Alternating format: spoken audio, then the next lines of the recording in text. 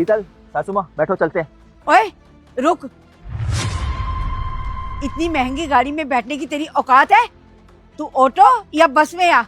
चल शीतल। माँ, ये किस तरीके से बात कर रही हो आप इनसे? अरे वो मेरे पति हैं, इस तरीके से बात कर रहे हो अच्छा थोड़ी ना लगता है। आपके दामाद है वो। अरे तेरी बुद्धि खराब हो गई है क्या, जो इसे इस गाड़ी में बैठने के लिए कह रही है? सबसे पहले तो तूने इससे शादी करके बहुत बड़ी गलती की, और अब तो कैसे पागलों वाली बातें कर रही है। इसे कह रही है कि इस गाड़ी में बैठ। सासू माँ, ये कैसी बातें कर रही हैं आप? देखिए, मैं मानता हूँ अभी मेरे पास जॉब नहीं है, लेकिन इसका ये मतलब थोड़ी ना है कि आप मेरे को ऐसे सुनाएंगी।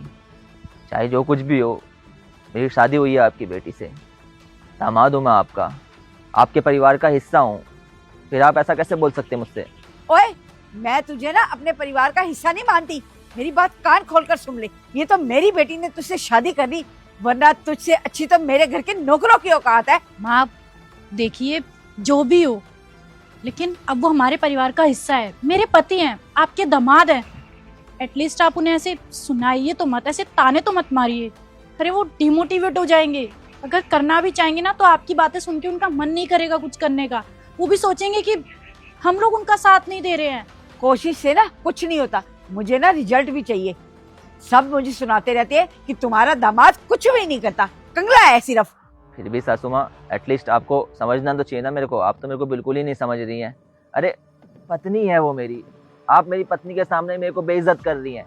आपको पता है कितना बुरा लगता है कि इंसान को जब उसके ससुराल वाले उसकी पत्नी के सामने ही उसे बेइज्जत करते हैं।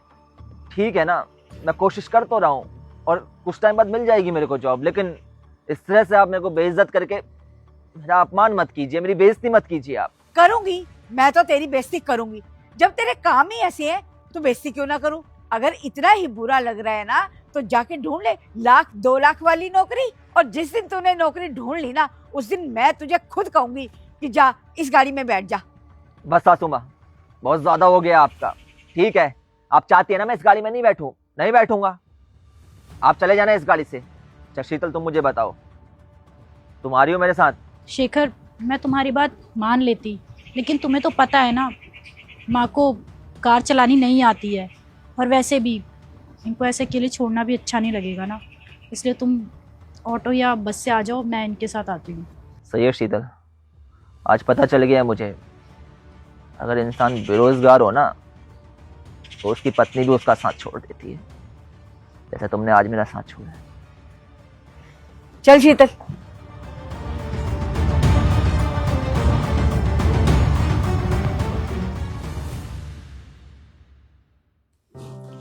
सुनो, वो मैं क्या कह रही थी,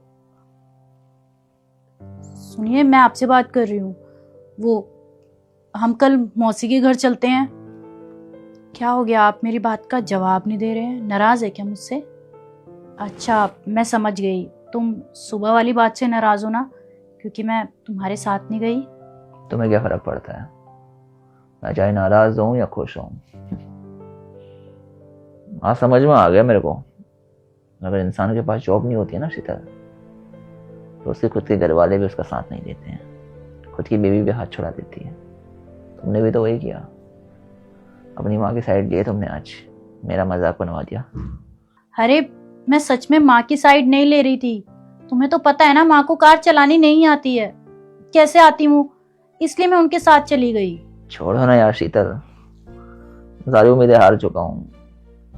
एक तुम थी जिस पर भरोसा था मेरे को कि मेरा साथ निभाएगी, लेकिन छोड़ो, अब तो तुमसे भी क्या ही उम्मीदें रखनी, बढ़िया है जो चल रहा है।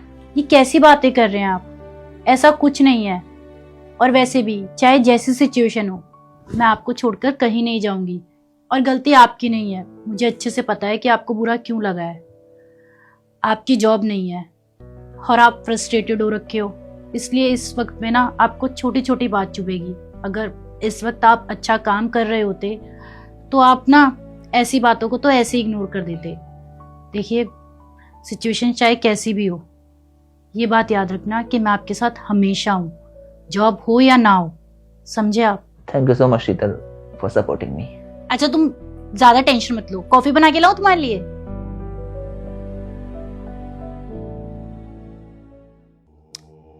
सासू माँ प्रणाम। Happy birthday to you. हाँ हाँ, थैंक यू। आज तो मेरी सासू माँ का बर्थडे है, आज तो पार्टी होगी, ग्रैंड पार्टी। अरे तेरे को शर्म नहीं आती क्या? जब देखो तब फ्री का खाने की सोचता रहता है। आज मेरा बर्थडे है इसलिए कोट पैंट पहन के आ गया। अब तुझे लग रहा होगा ना पार्टी तो होगी, तो इसलिए फ्री का खाना खाने चल पड़ता हूँ। नहीं सासू माँ, ऐसी बात नहीं है, आप गलत समझ रही हैं। अरे गलत तो मैंने आज तक समझा ही नहीं। तू तो एक नंबर का काम चोर है, जब देखो तब मेरी बेटी के पैसों पे ऐश करता रहता है। माँ, आप एक बार इनकी बात सुन तो लीजिए, वो बोलना क्या चाहते हैं। आप तो बिना सुने इतना कुछ सुनाने लग गई उन्हें। तू चुप कर, जब देखो तब इसकी साइड लेती रहती है। कभी ये भी सोचा है कि इसे तो फ्री के खाने की आदत पड़ी हुई है, जब देखो तब फ्री का खाना, फ्री की गाड़ी में घूमना, और तो इसे कुछ आता नहीं है। और तो और ये हमारे पैसों पे फ्री की ऐश भी कर रहा है। नहीं नहीं सासू माँ, आज आज सच में ऐसी बात नहीं है, आप गलत समझ रही हैं। हाँ हाँ माँ, आज ऐसी बात नहीं है, बात कुछ और है, आप गलत समझ रही हैं। अरे मैं बिल्कुल गलत नहीं समझ रही हूँ। पिछले 5-6 महीनों से ये खाली बैठा हुआ है और हमारे पैसों पे ऐश कर रहा है। अरे माँ बस बहुत हो गया, मैं कब से देख रही हूँ। मैं कुछ नहीं बोल रही, वो कुछ नहीं बोल रहा, तो इसका मतलब ये नहीं है कि आप कुछ भी बोलती जाएंगी। माना कि आप बड़ी हैं, आपकी उम्र का लिहाज कर रही हूँ माँ, लेकिन इसका मतलब ये नहीं है कि मैं अपने पति के बारे में कुछ भी सुन लूंगी। आपका बर्थडे है माँ, ये आपके बर्थडे पे आपको विश करने आए थे, ना कि आपसे ऐसे उल्टा सीधा सुनने। और आप क्या कर रही हैं? इनके साथ ऐसे बिहेव कर रही हैं। ये कौन सी तमीज है ऐसे किसी से बात करने की?